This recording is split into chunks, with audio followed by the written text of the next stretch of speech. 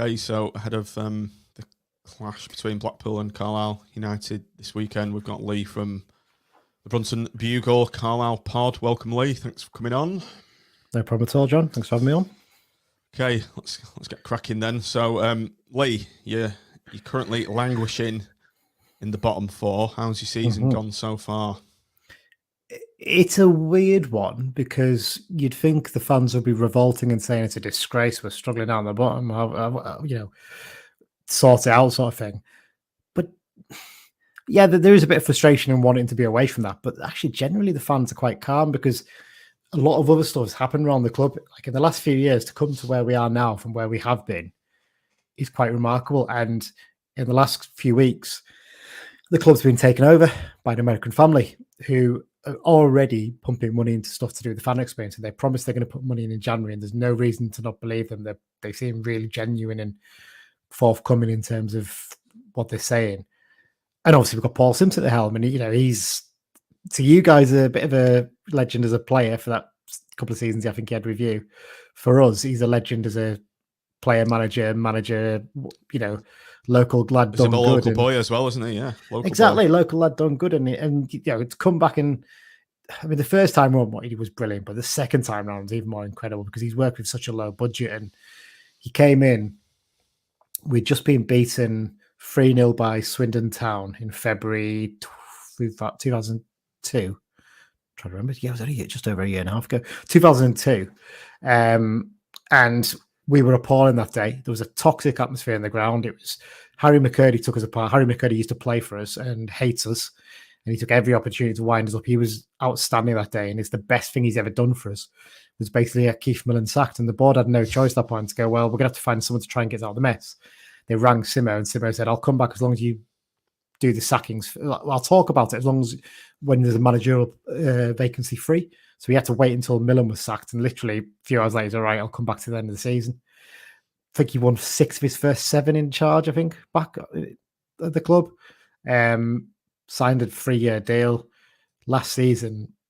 Unbelievable job. We've not a hugely changed squad, to be honest. There's a few decent additions there, but a lot of the players who'd struggled the season before, he made them into better footballers. We got promoted through the playoffs. We died off a bit last season because we looked like we were going to be top 3 around about Christmas, but then we lost a little bit of form. Managed to drag it back.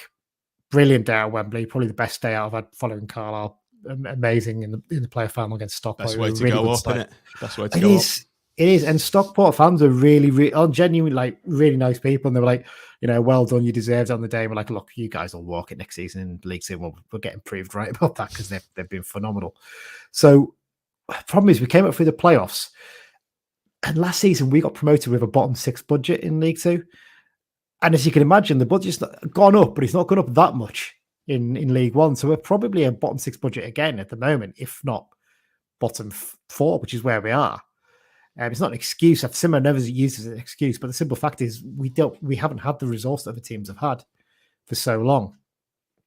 So, do you think you deserve to be where you are, or have you been unlucky in a few games? A bit of both. We haven't been clinical enough going forward. That's the problem. If you look at our record, take away that defeat against Reading the other night, which was just a crazy one because stats-wise, the two teams matched up. We just defensively fell apart for the first time this season. I think we lost something like 6 or 7 games 1-0. Like for some reason, as soon as we concede that one goal, we just can't. We're not going to concede another, but we can't get a goal to get back into it. So the problem is because we got through the playoffs as well. You're working behind the other 3 teams that got promoted automatically. They're already done some of their business early works. Our recruitment wasn't that great in the summer. I think everyone accepts that now.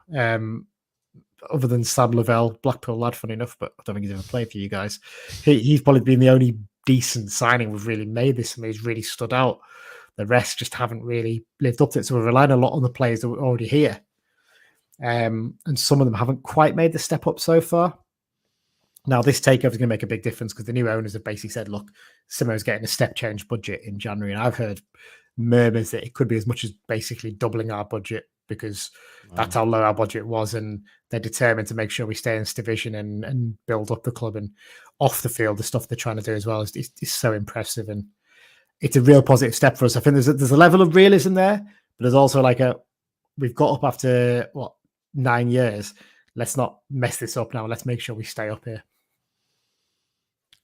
From a completely selfish point of view as a Blackpool fan, that's quite bad news to hear that you're going to have a big cash injection in the January time, because I was hoping we might be going back in for Owen Moxon. He was heavily linked to Blackpool in the summer. It didn't get through. So how good would you say he is, and how long's left in his contract, and would you say he's pivotal to you surviving in this division? Well, when that offer came in July, was it? I think it was kind of laughed off because the amount, really, £250,000. I understand, he's not proven at this level and he's got only a year left on his deal. But for us, it was like, it's not worth us selling a player who was that important to us last season. He's been phenomenal since he signed for us. He's a local lad, but he was in our academy till he was 16. And then he was let go. He went to Queen of the South, did a few years there, didn't quite make it there. Joined Allen Athletic, became a UPS delivery driver. Really impressed for them after a few seasons. Peter Murphy, who's our highest appearance holder outfield, is manager of Annan now. And when Simmo came back in, he said he contacted Simmo, who managed him as a player, and said, "You need to come and watch this lad because this championship club's watching him now. But if Carlisle are interested, he will join because he wants to play football and he's local team. He watched you as a kid."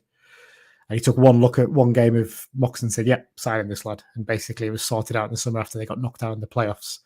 A lot of fans thought he might take a bit of a while to bed in, but he took to it like a duck to water. He was, I think, something like 17 assists last season, 6 goals from midfield. He dominated games. Well, it wasn't just a case of, those assists and that. 17 assists. Wow. 17 assists and 6 goals. And a lot of it was set pieces, which haven't worked quite as well this season. But he would just get a grip of games, and he hasn't done that this time around. It's a bit tougher. I think we've lost a little bit of attacking talent over the summer, so he's not really got the same players to pick out as well, which probably didn't help him. The level of expectation was there, and he hasn't probably stepped. He's not been bad. I think some of our fans overreacted, but I don't think he's been terrible. He just hasn't quite hit the levels he did last season. He's taken a while to settle. I think the contract stuff's probably not helped either.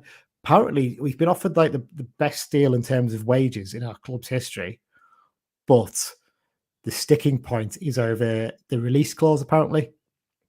He obviously wants it to be a lot lower than we would want it to be.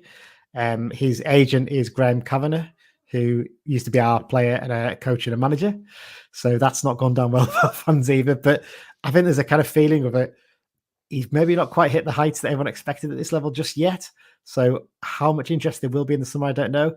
I don't know what's going to happen in terms of the takeover, whether he will sign another deal or not anytime soon. I mean, to be honest, it's one of those ones that a lot of our fans aren't really talking so much about him getting a new deal now. They're talking about Jordan Gibson, who's a brilliant start to life in League One, and in the summer, there was a lot of talk over Jordan, like, do we keep him or do we not? Because he's not, he did okay last season, but didn't quite hit the expectations we'd hoped, but he's been brilliant this time around, and I think that the hope is that we can tie him down longer. But everyone would love Owen to stay. They really, really would. But I think there's a feeling of like he needs to really get a grip of the game at some point soon, and it would be sod's law for you guys if he really finally started to show what he's capable of this level this weekend.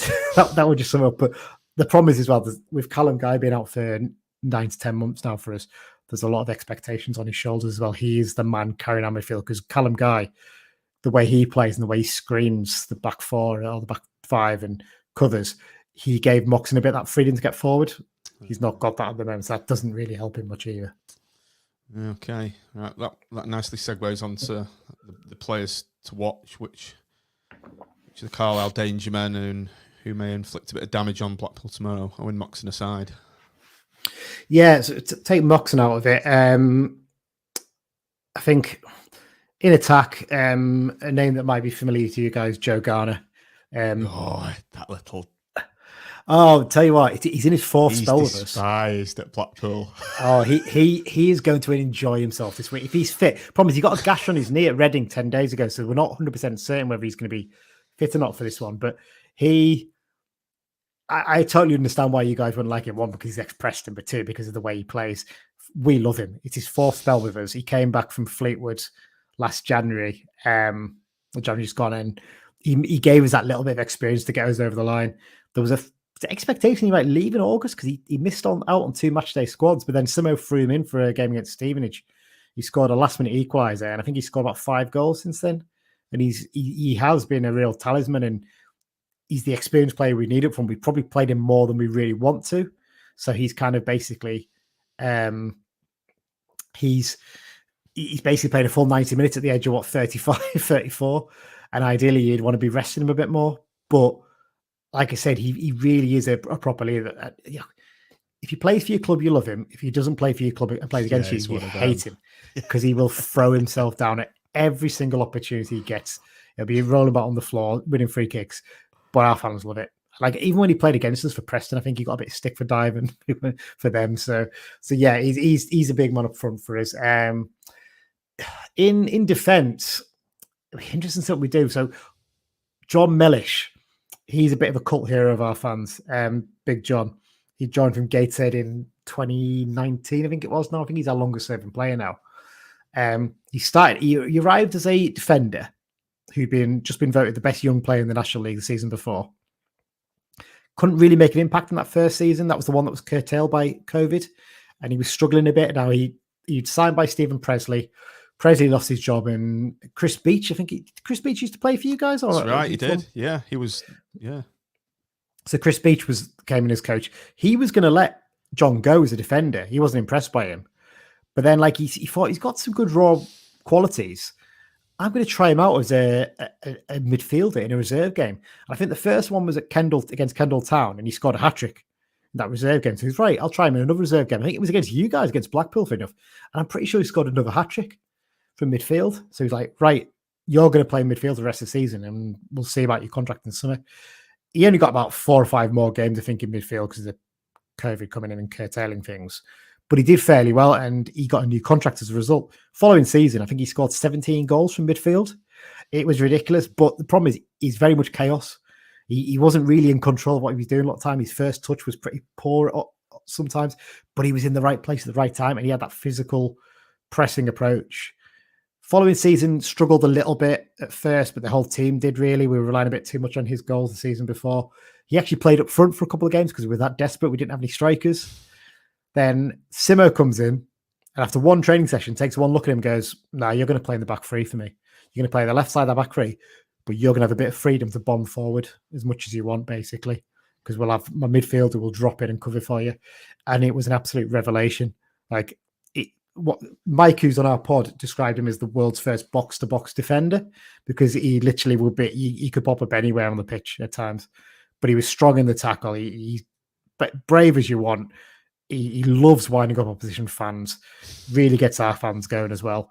But he's had this habit of just getting into the box and on the end of things, and he quite often it's very much like what Chris Wilder did at Sheffield United. He'd be like overlapping the wing back on the left, Jack Armour, and getting into positions to put balls in the box. Now, this season we're playing with back four, so he's played a bit more as a defender quite often. He's played in midfield a few times because we've been desperate for bodies in there because we're struggling with injuries.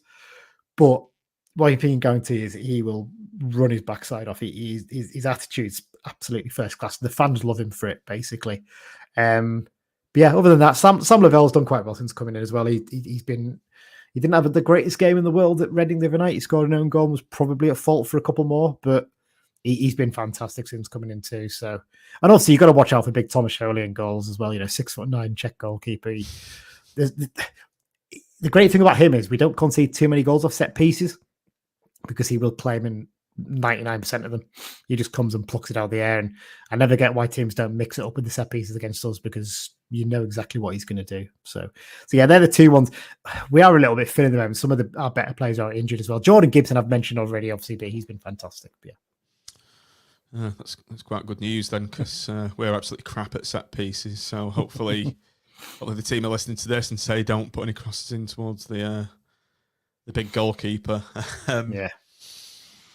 So you mentioned you play 4 at the back. What sort of formation and how do you expect Carlisle to line up against Blackpool? Do you stick with the same formation or does he mix and match?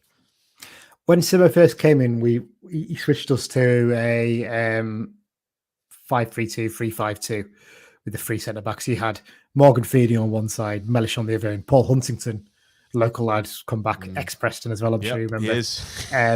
he played as the first centre back in the middle, local lad, brilliant experience, made a massive difference to us last season. He really, really helped. But this season, he has had a couple of calf injuries and he's been out of the team. So we've basically out of necessity, we've had to switch to a back four at times because we just haven't had the numbers to do what we've done previously. Plus, we were finding we weren't dominating games in the same way we had done last season with a midfield three and a two wing backs. So it will be a back four. 4-3-3, 4-2-3-1. Hard to judge really. Garner will be your central striker, and like it's likely to be Holy in net. Josh Emmanuel, we recently signed on a free right back. He's done fairly well so far. Jack Armour at left back, ex-Preston lad as well.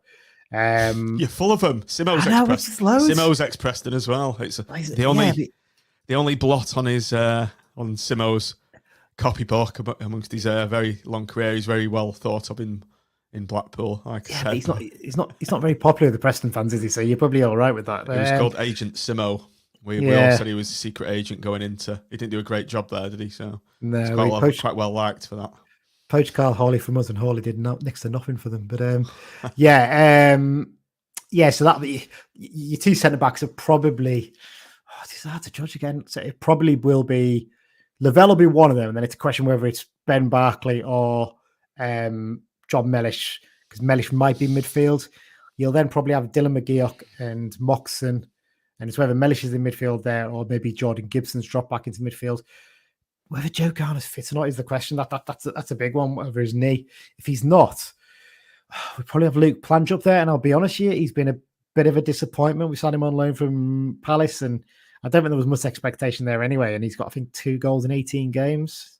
Scored against Reading the other night. It was a good goal, but then they got one back not long after because he didn't bother tracking a man when he claimed there was a handball. And yeah, he's one who's quite infuriated our fans. So there's a question of if Ryan Edmondson will play up front for us, but Simmo seems to have really gone off in this season. He did quite well last season. He was a bit unlucky with injuries, but when he played, he was good.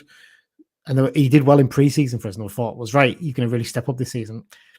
Hasn't happened. He really hasn't stepped up this level.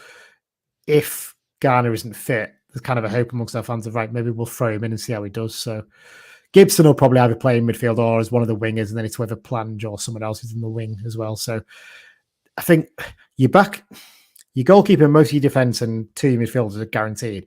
There's about 3 or 4 other positions. It's a bit touch and goes to who'll play there. I hope Joe Garner plays. Everyone loves a pantomime villain, don't they? And our fans will love it if he's wound up your fans. It'll be good entertainment at the very least. Yeah. So speaking of your fans, how many tickets have you sold? I know we spoke earlier that you've been given quite a lowish allocation, only half the stand. I'm guessing you've sold out for this game. Yeah, I think they sold out in one day to season ticket holders. So we've got our season ticket holder numbers have gone through the roof in the last couple of seasons. So we were just under 2,000 a couple of years ago. In fact, it might be right 1,800. It's up to 3,400 now, I think. That's the Simmo effects for you. So I think our allocation was 1,997. Just remember it's standing up my head. 1997 is a bit of a weird number to tickets to have. They've sold them out, no bother. So I know a few people who I think are possibly in some of the boxes as well that might book some. What's it called? What's the phrase? I can't remember. But basically, hospitality. That's the one. Sandwich Brigade. That's the one. Exactly. Yeah, I think they've booked tickets to go in there, possibly when they're going down for a weekend. But yeah, it's going to be a really good fight. Like the away followings the last couple of years have been brilliant. And again, like I said, it's a similar effect. Like whatever he does, whatever he touches this club, it turns to gold. And the fans really believe in him. I think because he's a local lad and there's no BS from him. You know exactly what you're getting. He's very honest. And I've said this too. I think it was a Grimsby podcast I spoke to last season. They said about their manager, Paul Hurst, at the time. They said that the thing they loved about Hurst was when he did a post-match interview, they were like, they listened to what he said and go, yep, that's exactly the same game I've watched there. And Simmo's the same. I don't think there's ever a time when I listen to a post-match interview with him and I think to myself, bloody hell, what games are you watching? He's talking some nonsense. He always bang on the money generally. But yeah, the followings have been brilliant. We took I think it's 4,400 or so to Bolton back in October. Got a nice 3-1 win there. That was a good fun day out. And we've sold, I think we're on the verge of selling out Fleetwood, the massive 1,200 that you get for that. And Wigan, we've been given 4,000. I think we've already sold about a 2.5 to 3, I think, something like that. They've only gone to season. I think they're their general sale then because we've got so many. So yeah, the followings have been fantastic this season. It's been really, really good. Just kind of hoping we can just try and find some form and get a few players in January and hopefully get ourselves away from trouble. Okay, just on the subject of big away followings, then. Yes. One question, just we head off that I want to ask you. Carlisle, obviously, geographically, you're a long way away from any other clubs. You're probably nearer the Scottish borders where you are than a lot of English clubs. I think possibly as the crow flies, Preston, Blackburn, and ourselves are the nearest clubs in your vicinity. Who? Question that I'm asking then is, who do you consider you to be derby matches against? Because obviously you haven't got anyone really close. Who do Carlisle? Which games do they look forward to most, if any? It's a tricky one, isn't it? It's a really good question, and I think it depends on what decade you were born in as a Carlisle fan, possibly, which sounds a bit weird way of putting it, or maybe what sort of era you started watching us. So I know some older fans who always looked at Newcastle as a big rival because we used to play them a bit in the 80s and the 70s and that kind of thing, and sometimes Middlesbrough as well. Similar with the 80s, a lot of fans saw Blackburn as a big rival. There used to be a bit of a bother, I think, between our two clubs, I think it's fair to say. 90s, I think it was more, more Preston, Wigan and Burnley, really, during that era. We had a really big thing with Wigan for a few years. We seemed to play them a lot, and then they disappeared beyond the horizon, way past us. So this season's the first time we've ever played at the DW Stadium, which is insane because we used to play them all the time in the 90s, but the season they went up. Yeah, on the grass bank. I never went there, but I remember some Carlisle fans talking about keeping warm there one winter night when we were playing there by starting a fire on the bank just to keep themselves warm. That was the kind of, young kids listen to that and be like, what? You say, yeah, you used to be able to do that sometimes at some grounds. It was mental. It's a weird one. Like, it depends on the era. I think with Blackpool, we've never really been that close to we only play each other maybe for a couple of years, and then suddenly you usually disappear in the distance beyond us. And I mean, in recent times, Morecambe have been one where it's not really been a rivalry, but it's one where we always take really good numbers. It's a nice day out, and the away end there, you get around about 2,000-ish, so it's not too bad. It's more or less Cumbria as well, isn't it, Morecambe? Yeah. Well, you got that. Back in the day, Hartlepool and Darlington used to be one a lot of our fans looked forward to. Yeah. And in the last few seasons, Barrow, for the first time in 50 odd years, Cumbrian derby. Well, if you ask them, they disagree with that. I mean, they want to be in Lancashire. Lancashire don't want them. We don't want them. It's a bit of the UK that no one really wants, isn't it? But no, like it's been fun. It's been different. I mean, beating them 5-1 at home last season was great fun to see. Their manager Pete Wild having a hissy fit on the touchline, and he clearly gets very annoyed at the amount of courage Radio Cumbria give to us as the senior club in the county. But also for the fact that it was good fun once or twice. But if you've ever been to Holker Street, and this is putting it politely, and their fans will tell you the same, it's a dump. It's basically, it's not even a National League level ground. It's a National League North level ground. They've done some okay work in terms of they've put some temporary stands on the side of the pitch to make the capacity a bit bigger and a bit nicer. But even so, like, there's some of our fans when we beat them 2-1 a couple of years ago who were in the stand behind the goal, and the goal that they were in, we scored in, and they couldn't see the goal because of this big netting up to stop you lobbing things at their fans and all kinds of pillars behind the goal. So nice little rivalry for a bit there. Kind of hoping it doesn't get reconciled next season with them coming up, to be honest, because I don't really want to go there again. And I'm kind of hoping they don't go past us either, because that would be the nightmare. Because then I don't know what Radio Cumbria would do them, because I suppose technically they'd have to give them more coverage, but not sure they get as many listeners as we do. But there you go.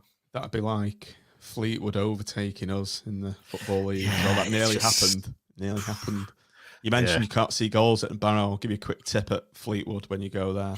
If you get a ticket, don't go to either side of the terrace behind the goal. You need to get right in the middle because you can't see the balls going into the net. You can't see shots going into your own goal because the view's constrained there. So get right down the middle if you can in the front. I went there for a League Cup game, I think, a few years back, and I know what you mean about that. The only one I've seen that's smaller in terms of weigh-in, that kind of thing, is Harrogate. If you've ever been there, it's literally about 4 steps on the terrace. It's a weird ground because it's got 7 or 8 different stands. It's a real mishmash. Lovely food. Quite glad we aren't playing them anytime soon, because I think we've only beaten them once, and that was in a trophy game at home. I think we played 6 or 7 other times, and they've beaten us in pretty much every other occasion. So, yeah. I think we've only played them once in the FA Cup. I think we won, but I didn't go. That's what you want. Okay, Lee, just let you go. Just before you go, as ever, your thoughts on tomorrow's game and finally your match prediction. Thoughts on the game?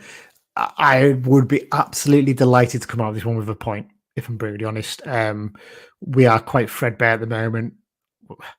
We're basically, for me at the moment, we're just trying to nurse Joe Garner through to January to make sure we've got at least one decent striker in the team. Midfield-wise, we're desperately trying to get a few more players back in there and take a bit of pressure off Owen Moxon. Defensively, we're all right. We've got options there, I suppose. So it's, I look at your squad. Jordan Rhodes, obviously.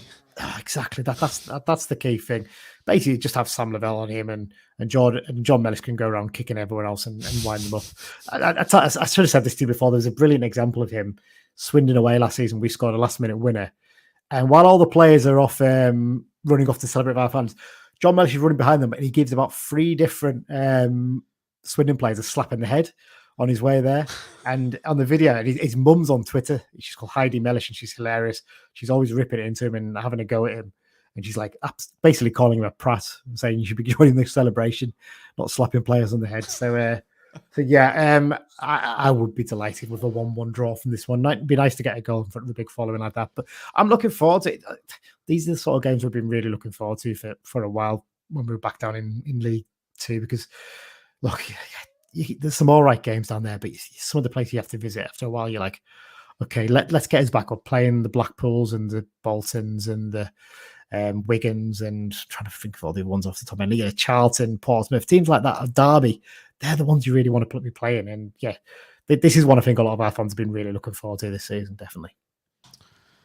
Cool. Right, thanks so much for your time, Lee, this evening. As ever, good luck for the rest of the season, apart from tomorrow when we play at Brunton Park. I've always liked going to Brunton Park. I've always liked Carlisle anyway, so best of luck, mate.